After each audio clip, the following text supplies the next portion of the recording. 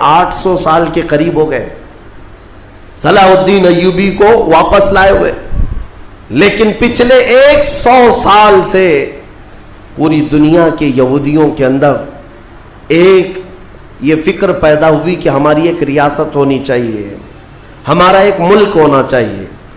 یہ مارے پوری دنیا میں پھر رہے تھے، ہٹلر نے ان کو مارا تو امریکہ میں چلے گئے، امریکہ میں مارے گئے تو برطانیہ میں گئے، برطانیہ سے فرانس میں گئے، جگہ جگہ یہ تھوڑے آباد ہوتے رہے۔ اور اس کے بعد پھر ان کے اندر ایک تحریک پیدا ہوئی 18ویں صدی عیسوی میں کہ تمہاری اپنی ایک ریاست ہونی چاہیے۔ تو ان کی اپنی ریاست، اتنا اپنا ملک چاہیے، کہاں؟ وہی مقدس زمین جو تمہارے باپ داداؤں کی ہے، کیونکہ یہودی یعقوب علیہ السلام کی اولاد میں اپنے آپ کو کہتے ہیں۔ تو اس سرزمین پر جانے کے لیے کوششیں کرتے رہے، لیکن فلسطین اس زمانے میں خلافت عثمانیہ کا حصہ تھی، جو ترکی کے بادشاہ تھے۔ ترکی کے انڈر میں فلسطین آتا تھا، تو وہاں پر ان کی مجال نہیں تھی۔ لیکن ہوا یہ کہ 1914 سے 1918 کے بیچ میں فرسٹ ورلڈ وار ہوئی، دنیا کی سب سے بڑی جنگ، پہلی جنگ عظیم، جس میں ترکیوں نے جرمنی کا ساتھ دیا اور ہار گئے برطانیہ انگلینڈ کے مقابل میں۔ تو ہارنے کی وجہ سے ہوا یہ کہ ترکی کی ساری خلافت ختم ہو گئی، خلافت عثمانیہ کے ٹکڑے ٹکڑے ہو گئے۔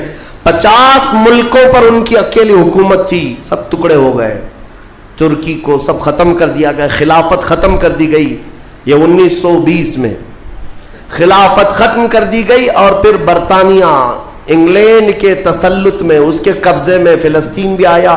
یہ وہ زمانہ تھا جب ہمارا انڈیا بھی انگلینڈ کے انڈر میں تھا، ہمارا بھارت بھی۔ برطانیہ ہر ملک فتح کرتے ہوئے اپنے اندر لیتے جا رہے تھے، یہ انگریزوں کی عادت تھی۔ تو فلسطین بھی ان کے اندر میں تھا۔ تو اب ان لوگوں نے یہودیوں کے لیے ایک عام اعلان کیا، ڈکلیریشن آف بالفور کہا جاتا ہے، ایک بالفور اعلامیہ، جس میں اعلان کیا گیا کہ دنیا بھر کے جو بھی یہودی ہیں وہ ہجرت کر کے یہاں آئے، انہیں گھر دیا جائے گا۔ 1921 سے پھر فلسطین میں ایک چھوٹی سی بستی میں ان کو بسایا گیا۔ 4000 لوگ پہلے آئے، 4000 لوگ آئے، پھر یہ ہجرت کا سلسلہ چلتا رہا یہاں تک کہ 1947 میں ان کی آبادی 36 لاکھ کے قریب ہو گئی، 30-35 لاکھ سے بڑھ کر کے آگے بڑھ گئے۔ اور اس کے بعد پھر 1948 میں ان ظالموں نے اقوام متحدہ UN کی مدد سے یہ اعلان کر دیا پوری دنیا میں کہ اب یہ فلسطین نہیں ہے، اس کا آدھا حصہ اسرائیل ہے، یہ ہمارا ملک ہے۔ بات در حقیقت یہ تھی کہ UN میں، اقوام متحدہ میں یہ بل پاس ہوا تھا کہ یہودیوں کو بھی رہنے دیا جائے، مسلمانوں کو بھی۔ اس فلسطین کے 2 ٹکڑے کیے جائیں گے، ایک مسلمان فلسطین بنائیں گے اور ایک یہودی اسرائیل بنائیں گے۔ آج بھی یہ اقوام متحدہ UN کا یہ بل آج بھی موجود ہے، اقوام متحدہ سے یہ بل پاس ہوا۔ یہودی تو مان گئے، لیکن پورے عرب کے مسلمان اس کے خلاف تھے کہ عربوں کے بیچوں بیچ ایک یہودی ریاست کیسے قائم ہو سکتی ہے؟ یہ ہمارا مقدس معاملہ ہے، مقدس سرزمین سے ہمارا تعلق ہے۔ احتجاج کرتے رہے، لیکن ان یہودیوں نے مال کے ذریعے، عورتوں کے ذریعے سارے عرب ملکوں کے جو بادشاہ تھے ان تک اپنا تسلط جما لیا۔ کئی ایسے عرب بادشاہ ہیں جن کی بیویاں یہودی ہیں، ان کے گھروں تک یہ پہنچ گئے اور ان کو ایسا نیوٹرل کر دیا کہ اب وہ فلسطین کے بارے میں بات نہ کریں۔ ہوا یہ کہ اسرائیل تو بن گیا، لیکن آج تک فلسطین نہیں بن سکا۔ فلسطین کا وجود دنیا نہیں دکھاتی، گوگل میں چیک کرو تو نہیں بتاتا، فلسطین کوئی جگہ نہیں۔ میرے عزیزو، ہر 10 سال پر یہ زمین کو ہڑپتے آج پورا وہ ارض مقدس جس کو فلسطین کہا جاتا ہے 90% یہودیوں کے قبضے میں آ گیا۔ اقوام متحدہ سے یہ بھی بل پاس ہوا تھا کہ آدھا کر لیا جائے، اسرائیل ایک ریاست، فلسطین ایک ریاست، لیکن بیت المقدس جو ہے، مسجد اقصی، وہ دونوں کے انڈر میں نہیں رہے گی، یہ اقوام متحدہ کے انڈر میں، یہ خود مختار رہے۔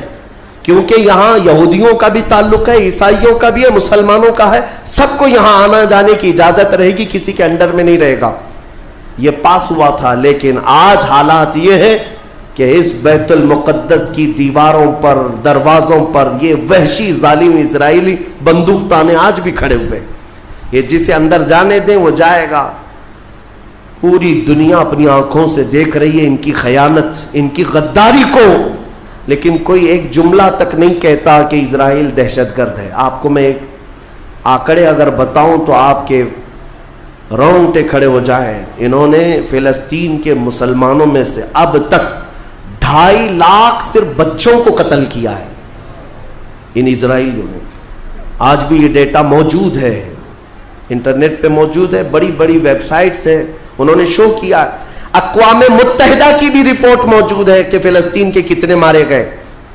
ان دونوں کی جنگ میں 24 لوگ اگر مارے جاتے ہیں تو 23 فلسطینی ہوتے ہیں, 1 اسرائیلی ہوتا ہے. پھر بھی دہشت گرد فلسطین ہے, آتنکواد فلسطین ہے. میرے عزیزو, یہ دنیا جو دوہرا کھیل کھیل رہی ہے اس کو کون بتائے گا آخر؟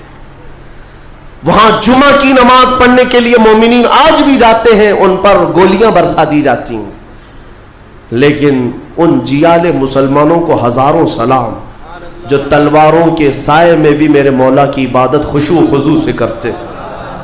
میں خود گیا اور دیکھا ہوں, چھوٹے چھوٹے سے بچے, 6 سال کے 8 سال کے بچے ملنے کے لیے آتے ہیں, اور یہ پورے اسلحے میں لیس فوجی کھڑے رہتے ہیں.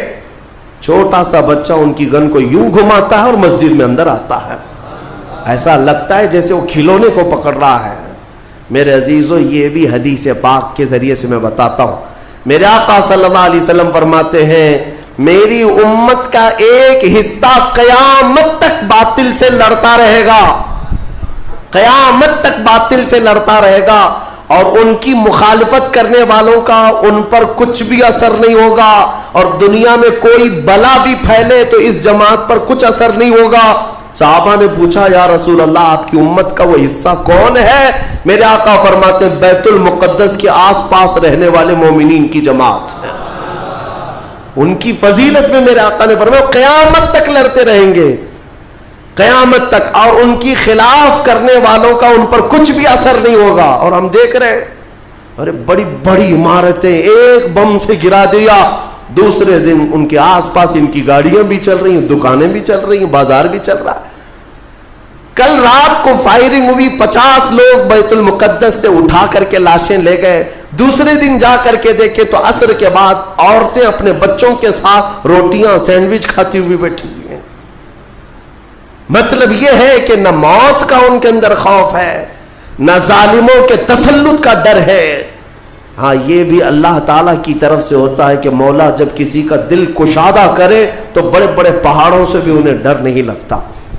اور ایک حدیث میرے آقا صلی اللہ علیہ وسلم نے فرمایا کہ سید البقاع بیت المقدس, سید الصخرۃ صخرۃ بیت المقدس. حضور نے فرمایا پوری روئے زمین کا سردار جو حصہ ہے وہ بیت المقدس کا حصہ, سردار حصہ. اور گنبدوں میں اگر سردار گنبد ہے تو بیت المقدس کا گنبد ہے, یہ میرے آقا نے فرمایا. اور حضور فرماتے ہیں تم دیکھنا کہ اخیر زمانے میں سارے لوگ اس زمین کی طرف ہجرت کر جائیں گے. جب ایسی ہجرت کا وقت آ جائے, حضور فرماتے ہیں فَلْزَمْهُمْ, تم لازم پکڑ لینا, اس جماعت کے ساتھ چلے جانا, کیونکہ خیر پوری دنیا میں صرف وہی ہوگا اور کہیں نہیں ہوگا.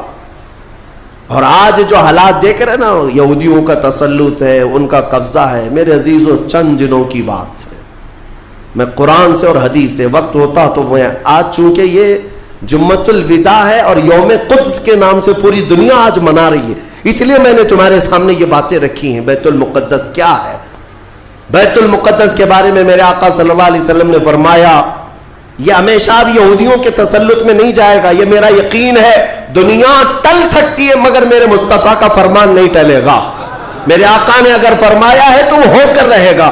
حضور فرماتے ہیں خراسان سے ایک جماعت آئے گی, خراسان سے. خراسان یہ افغانستان اور ایران کا کچھ حصہ ہے, جس کو پرانے زمانے میں خراسان کہا جاتا تھا. میرے آقا فرماتے خراسان سے کالے جھنڈے لے کر کے ایک جماعت نکلے گی اور وہ اتنی تیزی سے بڑھتی ہوئی بیت المقدس کی طرف آئے گی کہ دنیا کی کوئی حکومت اور کوئی طاقت ان کا راستہ نہیں روک سکے گی، اور وہ جھنڈے سیدھے لا کر بیت المقدس پر گاڑ دیں گے. تنصب بإیلیا، میرے آقا فرماتے ایلیا یہ بیت المقدس کی سرزمین کو کہتے ہیں، جھنڈے وہاں گاڑ دیے جائیں گے. اور حضور اکرم صلی اللہ تعالی علیہ وسلم نے یہ بھی فرمایا جب تم دیکھنا کہ یہ یروشلم بیت المقدس دار الخلافہ بن جائے، دار الخلافہ کا مطلب راجدھانی، حکومت کرنے کی جگہ بن جائے، میرے آقا صلی اللہ علیہ وسلم فرماتے ہیں فقط دنت الزلازل والبلایا والامور، حضور فرماتے ہیں تو پھر دیکھنا بڑے بڑے زلزلے آئیں گے دنیا میں. جب یروشلم کو راجدھانی بنا دیا جائے دار الخلافہ، بڑے بڑے زلزلے آئیں گے دنیا میں، والبلایا اور بہت ساری بلائیں پھیلیں گی پوری دنیا میں.